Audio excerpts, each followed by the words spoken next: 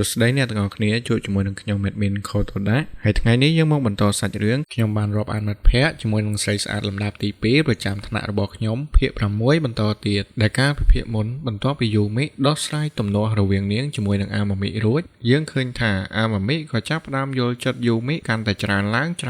ក៏ដូចជាជួយធ្វើឲ្យទំនាក់ទំនងរវាងម៉ាគីនិងយូមីកាន់តែស្និទ្ធស្នាលនិងស៊ីជម្រៅដល់កម្រិតដែលលើសពីមិត្តភ័ក្តិទៀតផងហើយនៅចុងភាគក៏មានការសារភាពសុំស្រឡាញ់ពីយូមីទៅកាន់ម៉ាគីផងដែរដូច្នេះក្រោយពីការសារភាពនេះរួចនឹងមានរឿងអ្វីកើតឡើងបន្តទៀតយើងទៅតាមដានទាំងអស់គ្នានៅក្នុងភាគនេះឈុតក៏បានកាត់មកដល់រដូវរងាហើយនៅយប់មួយម៉ាគីក៏បានសុបិនអាក្រក់អំពីហេតុការណ៍ដែលធ្វើឲ្យគាត់ក្លាយជាមនុស្សស្ងៀមស្ងាត់និងមិនសូវចូលចិត្តមានទំនាក់ទំនងជាមួយនឹងអ្នកដទៃដែលសុបិននោះគឺបង្ហាញអំពីគ្រួសាររបស់គាត់ដែលបានបែកបាក់គ្នារហូតឈានដល់ការលែងលះបន្ទាប់ពីសុបិននោះមកម៉ាគីក៏បានភ្ញាក់ពីដំណេកទាំងដង្ហក់ក៏ព្រោះតែគាត់មិននឹកស្មានថាសុបិននេះនឹងត្រឡប់មកលងបន្លាចគាត់ម្ដងទៀតឡើយហើយនៅពេលរៀបចំចេញទៅសាលាគាត់ក៏បានដឹងថាមូលហេតុដែលធ្វើឲ្យគាត់យល់សុបិនអាក្រក់បែបនេះគឺដោយសារតែការព្រួយបារម្ភអំពីរឿងស្នេហាទោះបីជាមនុស្សពីរនាក់ស្រឡាញ់គ្នាខ្លាំងប៉ុណ្ណាក៏ដោយអារម្មណ៍ទាំងនោះក៏អាចរសាត់បាត់ទៅវិញដោយដែលឪពុកម្ដាយរបស់គាត់ធ្លាប់ជួបប្រទះប៉ុន្តែម៉ាគីក៏សប្បាយចិត្តខ្លាំងណាស់ដែរ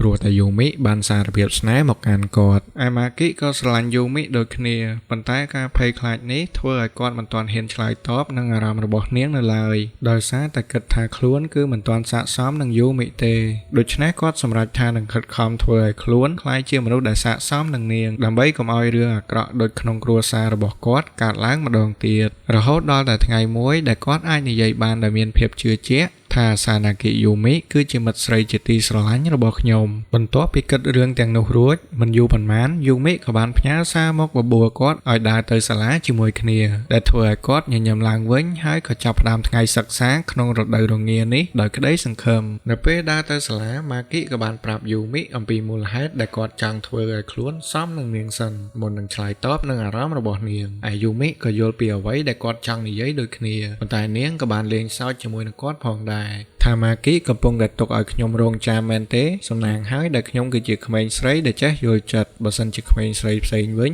ឲ្យគេចាំបែបនេះប្រហែលជាម៉ាគីត្រូវបានគេទះមុខហើយមើលទៅក្រោយពីនិយាយលេងហើយដែលឃើញម៉ាគីនៅតែមានអារម្មណ៍សោកសៅនាងក៏ចាប់ផ្ដើមលើកទឹកចិត្តគាត់វិញភ្លាមថាកុំគិតច្រើនអីប្រឹងធ្វើវាឲ្យខ្លាចជាការពិតទៅប្រសិនបើម៉ាគីចង់ខ្លាចជាបុរសដែលស័ក្តិសមនឹងខ្ញុំហើយនៅខណៈនោះនាងក៏សង្កេតឃើញបបោមាត់របស់ម៉ាគីស្ងួតដោយសារអាកាសធាតុត្រជាក់ឯនាងក៏ដកក្រែមលាបបបោមាត់ចេញមកហើយក៏លាបឲ្យគាត់ដោយផ្ទាល់ជាមួយនឹងពាក្យថារក្សាខ្លួនផងប្រុសសង្ហារបស់ខ្ញុំឯម៉ាគីក៏រៀងអៀនបន្តិចព្រោះគាត់គិតថាវាគឺជាក្រែមលាបបបោមាត់ដែលយូមីប្រើរាល់ថ្ងៃនៅពេលដែលឮបែបនោះយូមីក៏ចាប់ផ្ដើមលេងសើចម្ដងទៀតថាម៉ាគីកំពុងតែគិតថានេះគឺជាការថើបដោយប្រយោលមែនទេបើសិនជាចង់ថើបផ្ទាល់ខ្ញុំក៏មិនប្រកាន់អីដែរក្រោយមកនាងក៏ប្រាប់ថាក្រែមនោះគឺជារបស់ថ្មីមិនទាន់ប្រើនៅឡើយរួចនាងក៏ឲ្យវាទៅម៉ាគីដើម្បីយកទៅប្រើផងដែរបន្ទាប់មកទៀតនាងក៏បន្តខ្សឹបប្រាប់ថាចាំពេលពួកយើងទាំងពីរស្និទ្ធស្នាលគ្នាជាងនេះចាំយើងប្រើក្រែមតែមួយរួមគ្នាយីនៅពេលដែលពួកគេទៅដល់សាលាគ្រាន់តែម៉ាគីទើបតែអង្គុយចុះបានមួយផ្លែតគាត់ក៏ត្រូវបាននីណាហៅសួរភ្លាមថាឯងនិងយូមីពិតជាបានណាត់ជួបគ្នា dating ជាលក្ខណៈសង្សារមែនទេឯយូមីដែលបានឮសំណួរនោះរួចហើយនាងក៏ប្រញាប់ចូលមកភ្លាមជាមួយនឹងទឹកមុខដូចជាចង់សម្លាប់មនុស្សអញ្ចឹងរួចនាងក៏បានចាប់ច្របាច់ក្បាលនីណាដើម្បីឲ្យនាងស្ងាត់មាត់ហើយក្រោយពីយូមីមកអង្គុយនៅកន្លែងវិញអាម៉ាមីក៏ចង់ដឹងដែរថាទំនាក់ទំនងរវាងម៉ាគីនិងយូមីបានឈានដល់កម្រិតណាហើយព្រោះនាងសង្កេតឃើញថាយូមីមានអាការៈចម្លែកពេលនៅចិត្តម៉ាគីនិងបានសួរថាតើមានរឿងអ្វីកើតឡើងឯយូមីក៏ចាប់ផ្ដើមអៀនហើយក៏ប្រញាប់បដិសេធទៅវិញថាអត់មានអីទេហើយការនិយាយរបស់ពួកគេទាំងពីរក៏ត្រូវបានលបស្ដោដោយសិស្សប្រុសម្នាក់នៅក្នុងថ្នាក់ដោយយើងមិនទាន់ដឹងថាគាត់មានបំណងអ្វីនៅឡើយហើយឈុតបន្ទាប់ក៏បង្ហាញនៅពេលដែលម៉ាគីនិងយូមីកំពុងតែផ្ញើសារនិយាយជាមួយគ្នាហើយថ្ងៃបុណ្យណូអែលក៏ជិតមកដល់ដោយម៉ាគីក៏បាននិយាយជាមួយនឹងយូមីអំពីការចំណាយពេលវេលាជាមួយគ្នានៅថ្ងៃនោះហើយក៏មិនមានអ្វីចម្លែកខុសពីរាល់ដងនោះដែរដែលគាត់គឺមានតែអញ្ជើញយូមីទៅលេងផ្ទះរបស់គាត់នោះឯងប៉ុន្តែគួរឲ្យសោកស្ដាយយូមីគឺមានកម្រងរួចទៅហើយសម្រាប់នៅថ្ងៃបុណ្យណូអែលហើយក៏ធ្វើឲ្យម៉ាគីមានអារម្មណ៍ខកចិត្តជាខ្លាំងព្រោះតែគាត់មិនអាចចំណាយពេលវេលាដ៏ផ្អែមល្ហែម ជាមួយនឹងមនុស្សដែលខ្លួនស្រឡាញ់ត្រឡប់មកមើលអាម៉ាមីវិញនៅពេលនោះនាងក៏ត្រូវបានសិស្សប្រុសម្នាក់មកសុំណាត់ជួប dating ទៅដើរលេងជាមួយគ្នានៅថ្ងៃបុណ្យណូអែលផងដែរប៉ុន្តែនាងក៏បានបដិសេធក៏ព្រោះតែនាងនឹងត្រូវទៅចូលរួមកម្មវិធីជប់លៀងជាមួយនឹងមិត្តភ័ក្តិនៅថ្ងៃនោះរួចទៅហើយមិនតែប៉ុណ្ណោះនាងក៏បានបន្តទៀតថានាងក៏មានមនុស្សដែលនាងចូលចិត្តរួចហើយទៀតផងហើយការសន្ទនាទាំងអស់នោះច្បាស់ណាស់គឺម៉ាគីយូមីនិងនីណាក៏បានស្ដាប់ឮដូចគ្នាហើយដើម្បីបញ្ចប់បរិយាកាសដែលមើលទៅរៀងឆ្កងរបស់សិស្សប្រុសនោះពួកគេក៏សម្រេចចិត្តដើរទៅនិយាយគ្នាលេងតែម្ដងទៅត្រឡប់មកនិយាយអំពីកម្មវិធីជប់លៀងដែលអាម៉ាមីបាននិយាយមុននេះវិញតាមពិតទៅកាលពីប្រហែលខែមុនគឺមានការប្រកាសពីកម្មវិធីជួបជុំរវាងសិស្សវិទ្យាល័យជាច្រើនដែលនឹងត្រូវរៀបចំនៅសាលាក្រុងនៅថ្ងៃបុណ្យណូអែលខាងមុខប៉ុន្តែមានតែអ្នកដែលបានចុះឈ្មោះប៉ុណ្ណោះទើបអាចចូលរួមបានហើយកាលនោះម៉ាគីគឺមិនបានចាប់អារម្មណ៍ទេព្រោះតែគាត់គឺមិនទាន់ស្និទ្ធស្នាលជាមួយនឹងយូមីនៅឡើយដូច្នេះការចុះឈ្មោះក៏បានបិទតាំងពីយូរហើយដូចគ្នាត្រឡប់មកវិញខណៈដែលម៉ាគីយូមីអាម៉ាមីនិងនីណាកំពុងតែញ៉ាំអាហារថ្ងៃត្រង់ជុំគ្នាអ្នកទាំង3គឺសុទ្ធតែសោកស្ដាយដែលម៉ាគីមិនអាចទៅចូលរួមកម្មវិធីនោះបានហើយគាត់ក៏បានព្យាយាមនិយាយលួងទៅពួកនាងវិញដែរថាវាគឺជាកំហុសរបស់ខ្ញុំខ្លួនឯងដែលកាលនោះខ្ញុំគឺមិនសូវចាប់អារម្មណ៍នឹងអ្វីៗជុំវិញខ្លួននោះទេដូច្នេះអ្នកទាំងអស់គ្នាកុំបារម្ភអីសូមទៅចូលរួមដោយរីករាយនិងសប្បាយឲ្យអស់ដៃទៅចំណែកឯនីណានៅពេលនោះក៏ឆ្លៀតនិយាយអួតប្រាប់អ្នកទាំង3ដែរថាដល់ថ្ងៃនោះនាងគឺមិនបានចូលរួមជាមួយនឹងអាម៉ាមីនិងយូមីទេពលគឺនាងនឹងចូលរួមនៅក្នុងកម្មវិធីនោះជាមួយនឹងមិត្តប្រុសរបស់នាងដោយសារតែការពីពេលពិធីបុណ្យសាលាគឺមានសិស្សច្បងថ្នាក់លើម្នាក់បានសារភាពស្នេហ៍ទៅកាន់នាងរួចទៅហើយឯនាងក៏ព្រមទទួលយកស្នេហ៍នោះដូចគ្នាហើយបរិយាកាសដ៏រីករាយមួយនេះក៏ត្រូវបានសិស្សប្រុសដែលរៀនថ្នាក់ជាមួយពួកគេម្នាក់លបមើលទៀតហើយឯគ្រាន់តែញ៉ាំអាហារថ្ងៃត្រង់រួចម៉ាគីក៏ត្រូវបានសិស្សម្នាក់នោះហៅមកជួបនៅចន្ទាខាងក្រោយសាលាតែម្ដងដែលគាត់គឺមានឈ្មោះថា Nozomu Seiki ដែលដំបូងឡើយម៉ាគីគិតថាប្រហែលជាគាត់ត្រូវបានគេមកគំរាមឬក៏រករឿងអ្វីមួយហើយប៉ុន្តែតាមការពិតសេគីគ្រាន់តែចង់សុំយោបល់ពីម៉ាគីខ្លះដើម្បីសារភាពទៅកាន់អាម៉ាមីហើយគាត់ក៏បានប្រាប់ថាតាំងពីថ្ងៃដំបូងដែលគាត់បានចូលរៀនថ្នាក់វិទ្យាល័យមកគឺគាត់លងស្រឡាញ់អាម៉ាមីភ្លាមតែម្ដងភាពស្រស់ស្អាតរបស់នាងធ្វើឲ្យគាត់តែងតែសម្លឹងមើលនាងពីចម្ងាយជារៀងរាល់ថ្ងៃប៉ុន្តែពេលនេះពួកគេក៏ចិត្តឡើងថ្នាក់ថ្មីទៅហើយគាត់ក៏មិនដឹងថាឆ្នាំក្រោយគាត់នឹងបានរៀនថ្នាក់ជាមួយនឹងអាម៉ាមីទៀតឬអត់នោះទេហេតុនេះហើយទើបគាត់សុំឲ្យម៉ាគីនិងយូមីជួយធ្វើជាស្ពានស្នេហ៍រវាងគាត់និងអាម៉ាមីឲ្យផងហើយគំនិតរបស់សេគីដែលចង់ឲ្យជួយនោះគឺគ្រាន់តែចង់ឲ្យម៉ាគី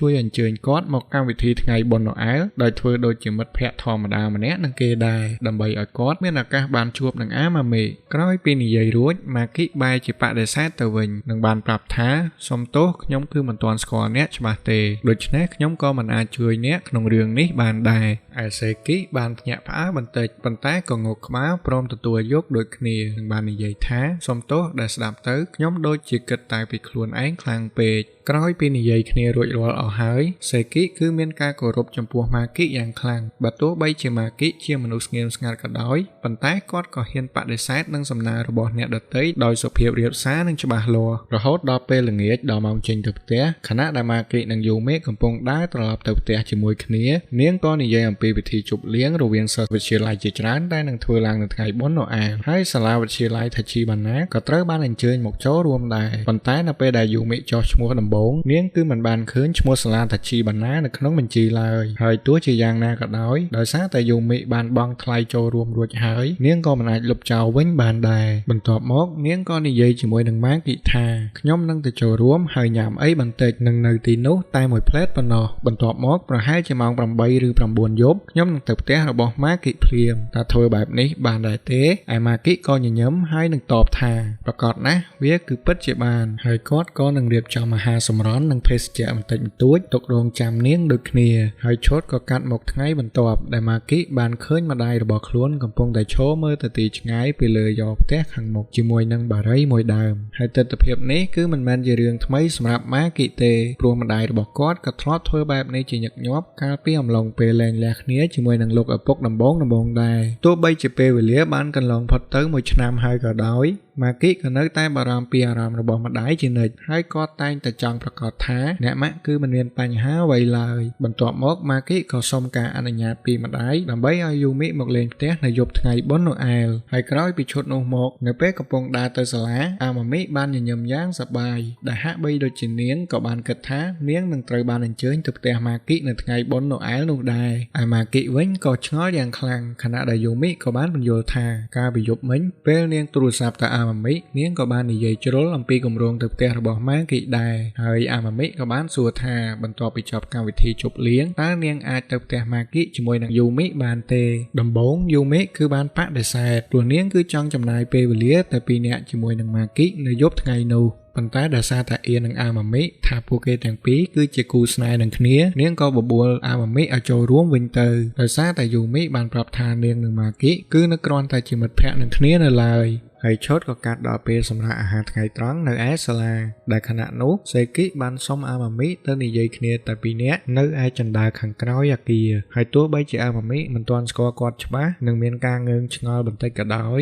ប៉ុន្តែនាងក៏នៅតែយល់ព្រមទៅនិយាយជាមួយនឹងគាត់ផងដែររីឯនីណាដែលបានឃើញហេតុការណ៍នេះក៏ដឹងដែរថាសេគីប្រហែលជានឹងសារភាពស្នេហ៍ទៅកាន់អាម៉ាមីហើយដូច្នេះនាងក៏មិនទៅរំខានការសន្ទនារបស់អ្នកទាំងពីរដូចគ្នាលើសពីនេះនីណាក៏ដឹងថាសេគីបានលួចស្រឡាញ់អាម៉ាមីជាយូរមកហើយទៀតផងចំណែកឯម៉ាគីក៏រងចាំមើលស្ថានភាពរបស់ពួកគេទាំងពីរដូចគ្នារហូតដល់ពេលដែលសេគីបានសារភាពទៅកាន់អាម៉ាមីហើយចុងក្រោយគាត់ក៏ត្រូវបាននាងបដិសេធហើយអារម្មណ៍បន្ទាប់ពីក្រាស់បដិសេធបែបនេះសេគីគឺមិនទាន់ហ៊ានត្រឡប់ទៅថ្នាក់វិញទេពលគឺគាត់ចង់លាក់អារម្មណ៍សេតរបស់ខ្លួនឯងសិនណាមួយនៅឯថ្នាក់ឯនេះសិស្សប្រុសជាច្រើនក៏បាននិយាយដើមគាត់ដូចគ្នាហើយបន្ទាប់ពីដឹងរឿងទាំងអស់នេះហើយខណៈនោះយូមីក៏ចេញទៅនិយាយគ្នាជាមួយនឹងអាម៉ាមីរីឯនីណាដែលយល់ពីស្ថានភាពរបស់សេគីក៏សូមឲ្យម៉ាគីទៅអង្គុយនិយាយជាមួយនឹងគាត់មួយសន្ទុះដែរហើយពេលដែលម៉ាគីទៅដល់ជណ្ដើរខាងក្រោយគាត់ក៏និយាយទៅកាន់សេគីថាឯងដូចជាប្រញាប់សារភាពពេកហើយ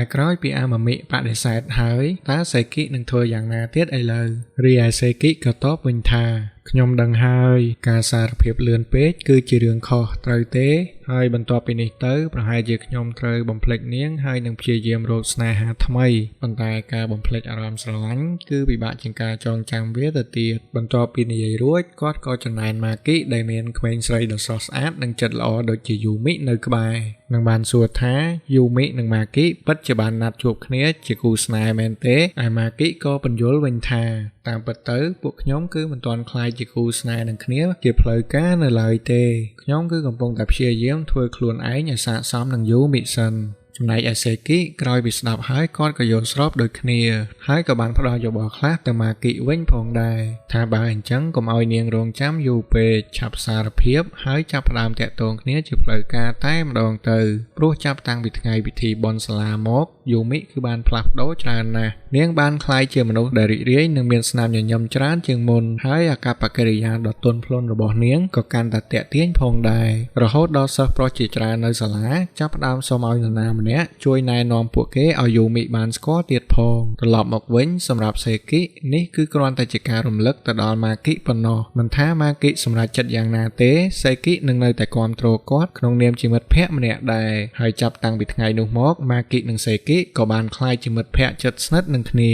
ហើយក្រោយពីចេញពីសាលាម៉ាគីក៏បានប្រាប់យូមីអំពីរឿងដែលគាត់បានក្លាយជាមិត្តភក្តិជាមួយនឹងសេគីដែរដែលធ្វើឲ្យយូមីមានអារម្មណ៍សប្បាយចិត្តចំពោះម៉ាគីជាខ្លាំងព្រោះទីបំផុតគាត់អាចរាប់អានមិត្តភក្តិបានដោយខ្លួនឯងហើយហើយនៅខណៈនោះដោយសារតែនឹកឃើញយោបល់របស់សេគីម៉ាគីក៏បានអញ្ជើញយូមីទៅមើលកុនជាមួយគ្នានៅចុងសប្តាហ៍នេះតែម្ដងដោយសារតែថ្មីនេះពួកគេទាំងពីរគឺមិនសូវបានចេញទៅខាងក្រៅជាមួយគ្នាទេភាគច្រើនគឺពួកគេបានជួបគ្នារាល់តែថ្ងៃសុក្រប៉ុណ្ណោះបន្ទាប់ពីនិយាយរួចយូមីក៏រំភើបចិត្តយ៉ាងខ្លាំងហើយក៏ចាត់ទុកវាជាការណាត់ជួបដ៏ពិសេសទៀតផងរួចនាងថែមទាំងបាននិយាយថាប្រសិនបើពួកយើងណាត់ជួបគ្នាលើកនេះម៉ាគីក៏ត្រូវតែមានសម្លៀកបំពាក់ឲ្យស័ក្តិសមដូចគ្នាដូច្នេះទុកឲ្យខ្ញុំជ្រើសរើសឲ្យបានទេខ្ញុំចង់ឲ្យបរិសុទ្ធរបស់ខ្ញុំមើលទៅសង្ហាជាងមុនហើយម៉ាគីហាមបដិសេធណាហើយក្រោយពីនោះមកឈុតក៏កាត់រហូតមកដល់ថ្ងៃសុក្រដែលយូមីអាម៉ាមីនិងម៉ាគីបានដើរផ្សារទំនើបជាមួយគ្នាដើម្បីតែរកទិញសម្លៀកបំពាក់ហើយនៅក្នុងផ្សារគឺមានមនុស្សច្រើនណាស់ ខណៈកំពុងដើរក៏មានមនុស្សម្នាក់ដែលដើរមិនមើលមុខមើលក្រោយបានប៉ះទៅនឹងអាម៉ាមីមួយទំហឹងតែម្ដងដែលធ្វើឲ្យនាងស្ទើរតែដួលទៅហើយប៉ុន្តែក៏ត្រូវបានម៉ាគីប្រញាប់ចាប់នាងទាន់ហើយក្នុងពេលនោះអាម៉ាមីក៏បានចាប់ដៃរបស់ម៉ាគីវិញដោយអចេតនាផងដែរនិងបាននិយាយថាដៃរបស់ម៉ាគីពិតជារឹងមាំស័ក្តិសមជាដៃមនុស្សប្រុសមែនអាយូមីដែលឃើញទិដ្ឋភាពនេះក៏ច្រណែនភ្លាមតែម្ដងរួចនាងក៏និយាយទាំងមុខងងក់ថាអ្នកទាំងពីរកាន់ដៃគ្នាជាប់នៅហើយបន្ទាប់ពីនោះមកពួកគេទាំង3នាក់ក៏បន្តដំណើរដើរទៅរកហាងសម្លៀកបំពាក់បន្តទៀតអាម៉ាគីដឹងថាយូមីកំពុងតែច្រណែនគាត់ក៏ប្រញាប់សុំទោសនិងបានសុំកាន់ដៃរបស់នាងវិញហើយអ្នកទាំងពីរក៏បានដើរកាន់ដៃគ្នាយ៉ាងណែនជាមួយនឹងអារម្មណ៍នៅអៀនដាក់គ្នារៀងៗខ្លួនចំណែកឯអាម៉ាមីដែលនៅខាងមុខវិញនាងគ្រាន់តែមើលទៅកាន់អ្នកទាំងពីរជាមួយនឹងស្នាមញញឹមប៉ុណ្ណោះហើយក្រោយពីទៅដល់ហាងលក់សម្លៀកបំពាក់ហើយបន្ទាប់ពីជ្រើសរើសអស់រយៈពេលយ៉ាងយូរទីបំផុតពួកគេក៏ទិញបានឈុតដែលយូមីពេញចិត្តហើយពេលដែលទិញរួចម៉ាគីក៏ទៅបន្ទប់ទឹកមួយផ្លែតហើយក្នុងពេលនោះយូមីក៏បានផ្ញើសារមកប្រាប់គាត់ថានៅថ្ងៃស្អែកខ្ញុំនឹងតុបតែងខ្លួនឲ្យស្អាតនិងគួរឲ្យស្រឡាញ់បំផុតសម្រាប់អ្នកដែលសារមួយនេះក៏បានធ្វើឲ្យម៉ាគីញញឹមរំភើបនៅក្នុងចិត្តតែម្ដងប៉ុន្តែភ្លាមៗនោះនៅពេលដែលដើរចេញពីបន្ទប់ទឹកមកវិញគាត់ក៏បានដើរបុកជាមួយនឹងមនុស្សម្នាក់ហើយនៅពេលដែលម៉ាគីងើបមុខឡើងគាត់ក៏បានដឹងថាម្នាក់នោះគឺជាឪពុករបស់គាត់久しぶりだなマキ父さんហើយរឿង I Met Friend with the Second Prettiest Girl in My Class ភាគ6ក៏ស្លេះតែត្រឹមនេះហើយចង់ដឹងថាសាច់រឿងនឹងមានរឿងអ្វីកើតឡើងខ្លះបន្តទៀតយើងចាំតាមដានទស្សនានៅភាគក្រោយទាំងអស់គ្នាសូមអរគុណ